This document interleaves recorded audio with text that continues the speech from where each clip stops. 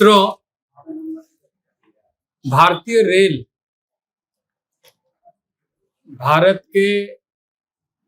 भारतीय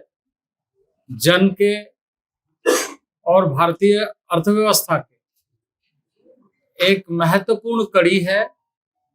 महत्वपूर्ण कार्यक्षेत्र है, जिसमें जनता सहज ढंग से,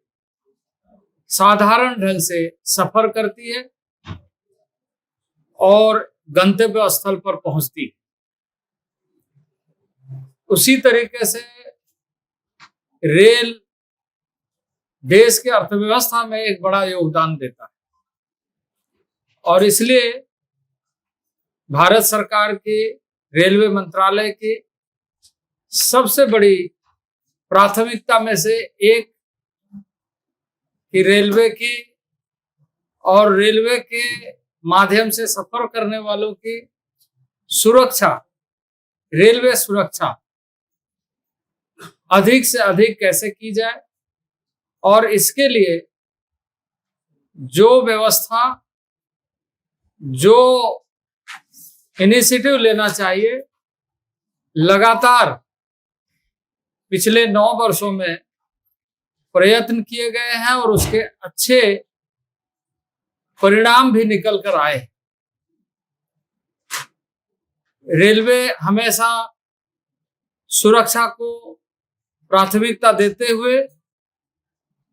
पिछले कई वर्षों में आधुनिकीकरण करने के दृष्टि से, मॉडर्नाइजेशन करने के दृष्टि से,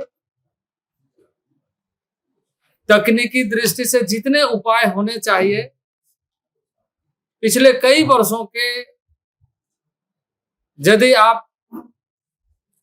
ये देखें पिछले 9 वर्षों के तुलनात्मक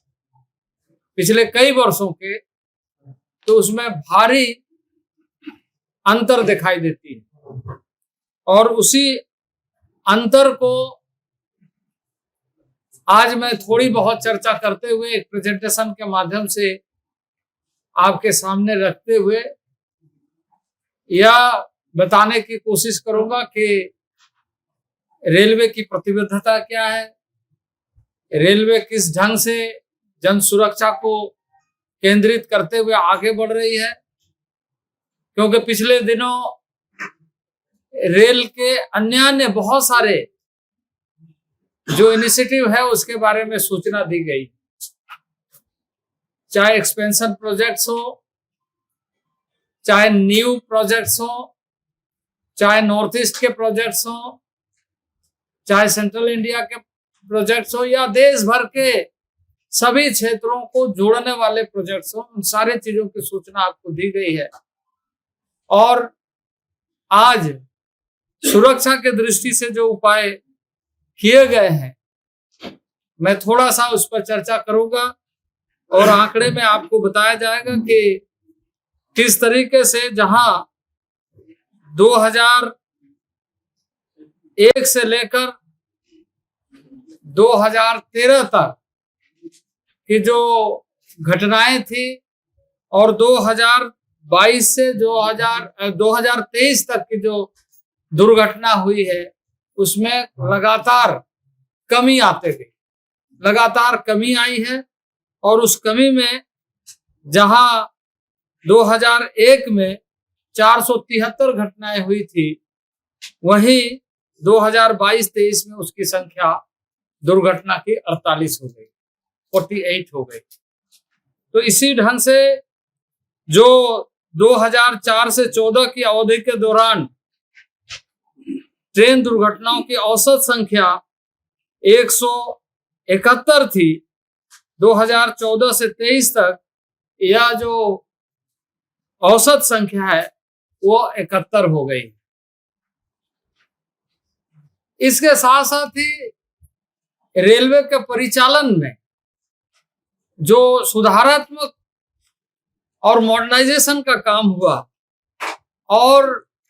लोगों के सेफ्टी एंड सिक्योरिटी को ध्यान में रखते हुए जो प्रयत्न किए गए हैं, उसमें एक महत्वपूर्ण कड़ी रेलवे ने जोड़ा है राष्ट्रीय रेल संरक्षण कोष के माध्यम से परिसंपत्तियों के प्रतिस्थापन, नवीनीकरण, उन्नयन जैसे कार्यक्रमों को 2017-18 से लेकर 2021-22 तक लगभग 1,08,000 करोड़ खर्चा की। तो यह जो राष्ट्रीय रेल संरक्षण कोष है, उसके माध्यम से एक विशेष कार्यक्रम लगातार भारतीय रेल सेफ्टी और सिक्योरिटी के ऊपर में कर रही है। इलेक्ट्रॉनिक इंटरलॉकिंग सिस्टम, मानवीय भूल या गलतियों के कारण होने वाली दुर्घटना को खत्म करने के लिए 31 मई 2023 तक 6,477 स्टेशनों पर पॉइंट और सिग्नल के केंद्रीकृत संचालन के साथ इलेक्ट्रिकल इंटरलॉकिंग सिस्टम को स्थापित किया गया है, प्रदान किया गया है। लेवल क्रॉसिंग, जिसके कारण ग्रामीण क्षेत्रों के जो लेवल क्रॉसिंग है उसके सुरक्षा को ध्यान में रखते हुए इंटरलॉकिंग एलसी गेटों पर सुरक्षा बढ़ाने के लिए 31 मई 2023 तक 11,093 लेवल क्रॉसिंग गेटों की इंटरलॉकिंग प्रदान की गई है। तो इस तरीके से यदि आप देखें कि ट्रैक सर्किटिंग में 6,377 स्टेशनों पर सुरक्षा बढ़ाने के लिए इलेक्ट्रॉनिक माध्यमों से ट्रैक एक्यूपेंसी को पुख्ता करने हेतु स्टेशनों की पूर्ण ट्रैक सर्किटिंग प्रदान की गई है। विजिलेंस कंट्रोल डिवाइस, लोको पायलटों की सतर्कता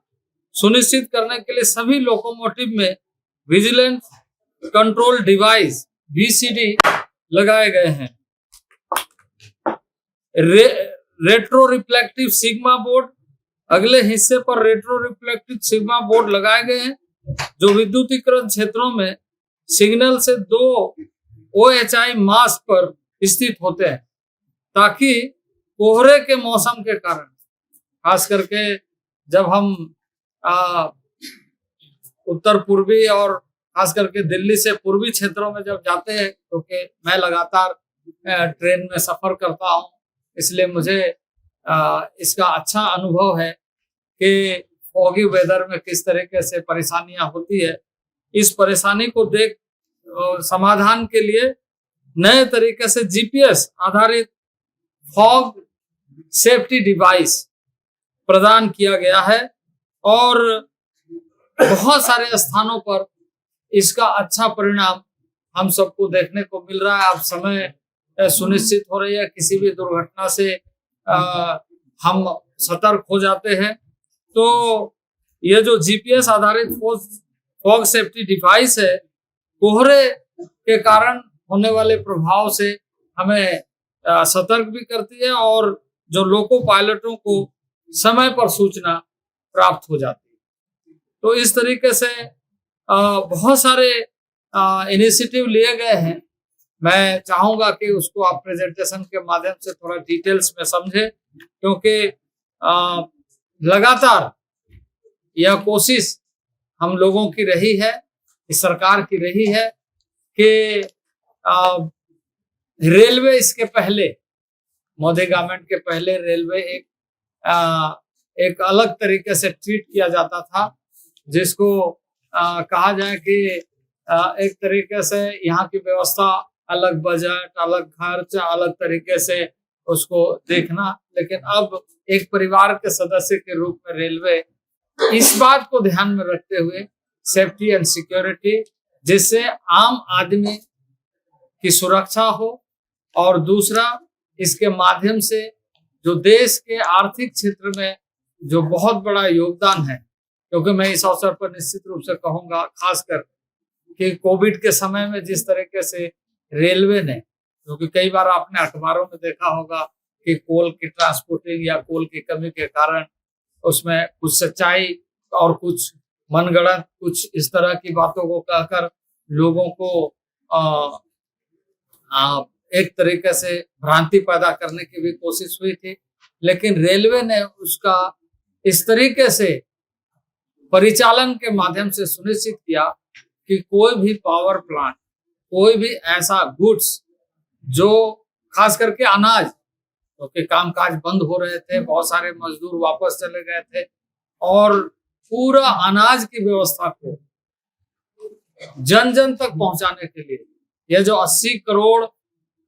लोगों को मुफ्त अनाज कोविड के समय से प्रारंभ होकर जो खास करके फूड सिक्योरिटी के दृष्टि से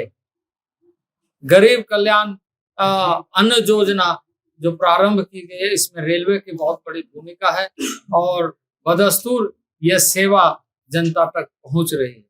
तो इस तरीके से मैं चाहूंगा कि एक प्रेजेंटेशन के माध्यम से कुछ तकनीकी बातों को भी आपके सामने अभी हमारे